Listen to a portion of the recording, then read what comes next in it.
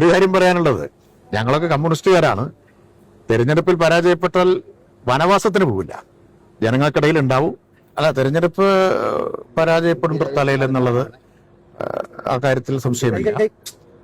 അപ്പൊ വിജയിക്ക് ഞാൻ ആദ്യമായി അഭിനന്ദനങ്ങൾ അറിയിക്കുന്നു. തെരഞ്ഞെടുപ്പ് ഒരു രാഷ്ട്രീയ പോരാട്ടമാണ്. അതിൽ ജയപരാജയങ്ങൾ ഉണ്ടാവും. അത് വ്യക്തിപരമായിട്ട് എടുക്കുന്നില്ല. ഞാനിതിനു മുമ്പ് പരാജയപ്പെട്ടിട്ടുണ്ട്, പിന്നെ വീണ്ടും ജയിച്ചിട്ടുണ്ട്. അപ്പൊ അതിനെ രാഷ്ട്രീയമായിട്ടേ കാണുന്നുള്ളൂ.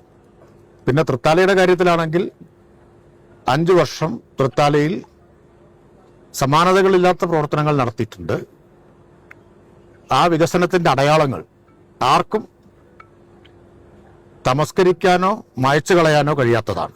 അപ്പൊ തൃത്താല ഏൽപ്പിച്ച ചുമതല അന്തസ്സായി തന്നെ നിറവേറ്റിയെന്ന അഭിമാനത്തോടെയാണ് ജനവിധി മാനിച്ച് ചുമതല ഒഴിയുന്നത്. ജനവിധിയാണല്ലോ, ബാക്കി കാലം തെളിയിക്കേണ്ടതാണ്.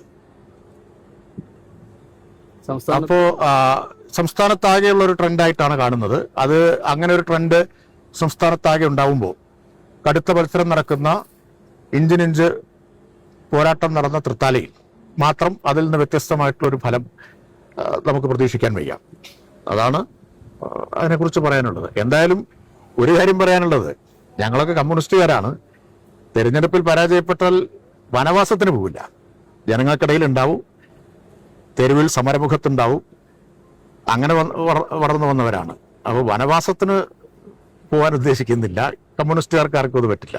CPM വിട്ട് UDF സ്ഥാനാർത്ഥികളായവരൊക്കെ വലിയ രീതിയിൽ ഞാൻ ബാക്കി വിശദാംശങ്ങൾ അറിഞ്ഞിട്ടില്ല. മുന്നിലാണ് നിൽക്കുന്നത്. ഒരു പൊതു ട്രെൻഡാണല്ലോ, മന്ത്രിമാര് കുറേയധികം പിന്നിലാണ്. പൊതു ട്രെൻഡാണ്. കേരളത്തിൽ മന്ത്രിമാരൊക്കെ പരാജയപ്പെടുന്നത് ആദ്യമാണോ? മന്ത്രിയായിരിക്കെ ഉപതെരഞ്ഞെടുപ്പിൽ മത്സരിച്ച് പരാജയപ്പെട്ടയാളുണ്ട്. അതൊക്കെ സ്വാഭാവികമായിട്ടുള്ള കാര്യങ്ങളാണ്. എന്തോ ഒരു പുതിയ കാര്യം സംഭവിച്ചു എന്നുള്ള മട്ടിൽ തന്നെ കാണണ്ട. 90-ലധികം സീറ്റ്, അത് എന്തുകൊണ്ടായിരിക്കും അങ്ങനെ ഒരു? ഞാൻ എന്റെ എല്ലാ വിശദാംശവും മനസ്സിലാക്കിയിട്ടില്ല. അത് പിന്നീട് വിശകലനം ചെയ്യേണ്ടതാണ്, പിന്നീട് ചർച്ച ചെയ്യേണ്ടത്. അപ്പൊ അതിനുള്ള സമയമല്ലോ. കൊപ്പത്തിന് പൊൻതിളക്കമേകി 2 പതിറ്റാണ്ടിന്റെ പാരമ്പര്യവുമായി ഗ്രാൻഡ് അക്ഷര golden diamonds, Pattambi road, Koppam.